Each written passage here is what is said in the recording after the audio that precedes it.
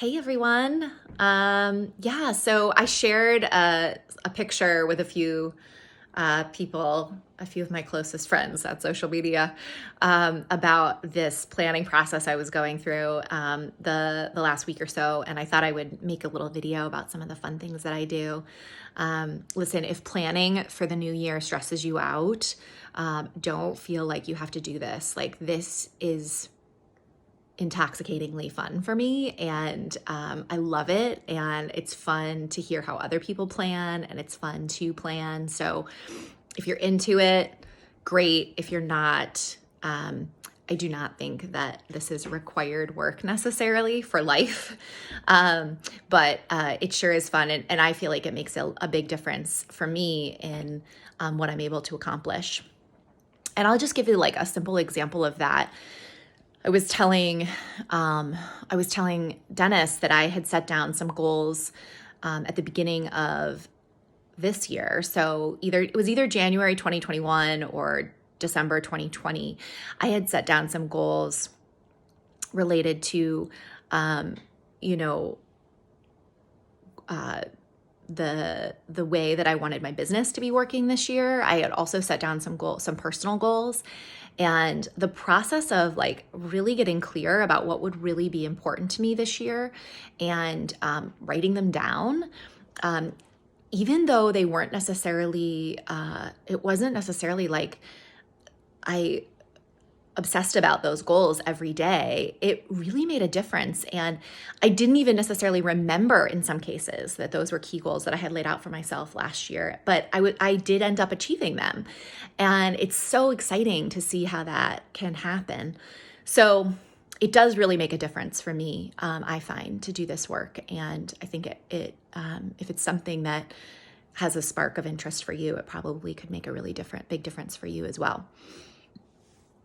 So I'm going to just talk a little bit about the planning process I've been going through this year, and it changes a little bit from year to year, but it's got a basic structure that I think is pretty logical, and you may be familiar with.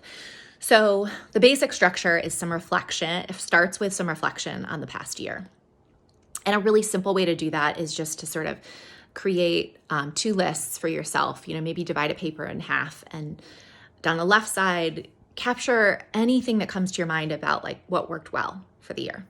And down the right side, put down anything that didn't work well, right? And for me, I really like to consider those questions very holistically. So,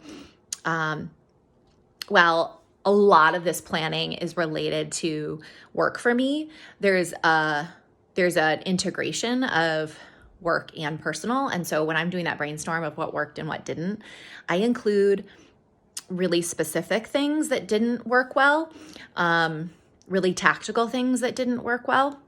But I also include sort of softer, more subjective things that didn't work well. Ways that patterns or habits that I had that I didn't think really served me, or that I got stuck around, or something like that. So it's a mix of different things. Anything that comes to mind is fair game, a real true brainstorm.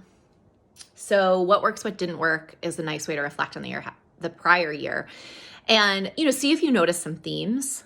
Like, for example, one theme that I noticed for me is that I was a lot more energized during one-on-one interactions this year than I was in large group interactions. So that's just something I noticed. It may or may not be a super hot ticket, but it's like, just notice the theme, right? Okay, great. So looking back, the next thing I do is I try to do some visioning for the year ahead. And again, there's lots of ways to do that, but a really simple strategy for me that I like, if I was to only ask one question, would be to sort of identify 5 things that I want to say are true at the end of 2022. So again, could be personal, could be professional, could be things that need to get done because somebody else has said they need to get done. Could be things that you're really craving and desiring from your own longing for a certain accomplishment. There's space for at least 5, right? So you've got some room to include a combination of things. And I think that's a really nice, simple way to start to envision what you want the end of the year to look like.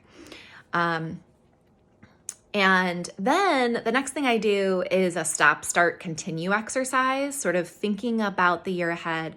What would I want to stop? What would I want to start? And what would I want to continue?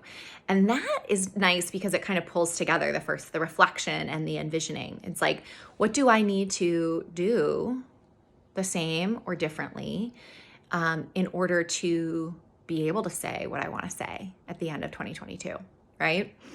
And what kinds of relationships do I need to have? What kinds of habits do I need to have? What kinds of mindset things do I need to work on?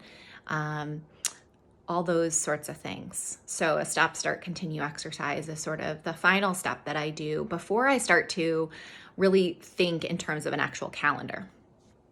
And the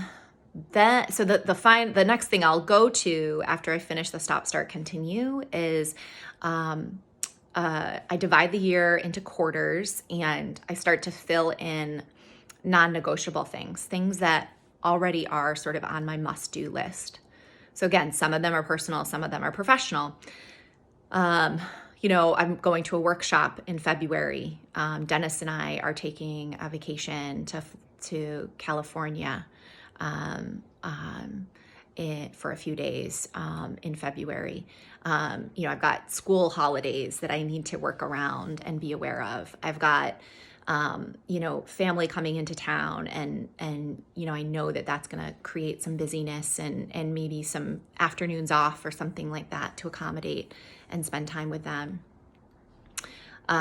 So those are like big non-negotiable things I put on the calendar first. And sometimes it's like a commitment, like, oh, I know I'm going to be speaking at a conference, in September or something like that. And so putting that on the calendar. So those are really good. And then you may have certain deadlines that create a lot of structure around your schedule and sort of enforce a certain structure around your schedule. So you could put those into and kind of back into the work and milestones associated with those deadlines, put those on in the quarters where they belong. Right now, we're just working on paper, chunking sort of known fixed events by quarter. Then I also start to add in sort of optional things that I've maybe identified through the stop, start, continue process that are going to be a part of my quarter to help me, get where I want to get at the end of the year. So an example for that for me this year was I found really helpful this year. I did a quarterly 3-day retreat, business retreat. You guys may call them offsites, although location-wise, we weren't necessarily always together. But these were really powerful planning times, strategic thinking times for my work. I talked with, key thinkers and people that provide a lot of wisdom or support for my business about where we're headed and that kind of thing. So I marked out on the calendar, I want to do that again. That was something I definitely want to continue. When will I do that, right? Towards the end of each quarter is when I want to do that. So sort of mapping that out. The other thing I found really helpful was making sure that learning is such a passion of mine that a day a month when I'm doing some kind of structured learning is really satisfying. So sometimes that might be going to a workshop. Sometimes it might be leveraging something I already have, an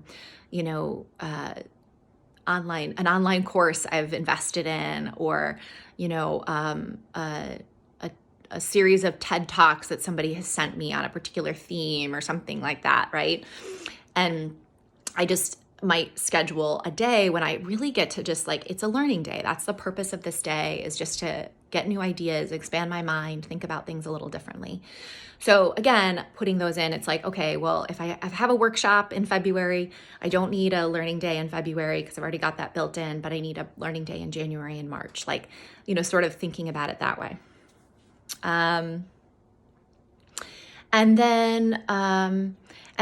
Yeah, so once I sort of bucket by quarter those sorts of things, and maybe other things. So like, for instance, if I have something I want to accomplish by the middle of the year, I might on those quarterly things, I might start to break down like what would be some key milestones and where they might belong in prior quarters in order to achieve a longer term goal, right? The next thing I do is I start to move all that stuff I've kind of created onto these calendars. And these are at a glance desk calendar pages that I've just ripped off and taped on to the wall the first 6 months of the year. And then 2x2 Post-it notes. And, Post-it, they're good. I did try non-Post-it notes and they didn't work well. So Post-it notes are up here. And what I did is I did color code certain days to like the type of work that they are. So think about if your work has certain categories,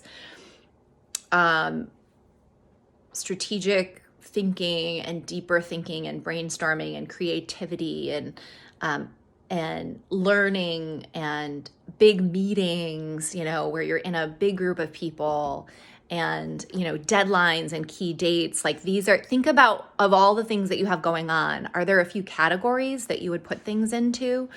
And you could mark those with particular colors. I just find that really helpful because what I noticed as I was doing it is like, oh, like I can't add more of this into the month without the month feeling out of balance, right? And the colors help with that.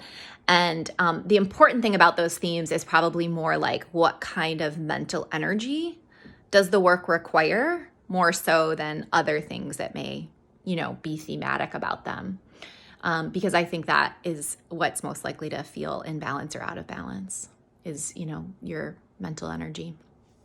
So anyway, I did that. And then all of this paper stuff is going to end up also electronically on my calendar where necessary. So, the retreats, the days off, the afternoons, that need to be set aside for this or that thing, the big events, obviously getting those on the calendar electronically where I keep all the important stuff. But then also some reminder notes in the calendar for things that are a little bit more optional, but are like ways I want to spend my time.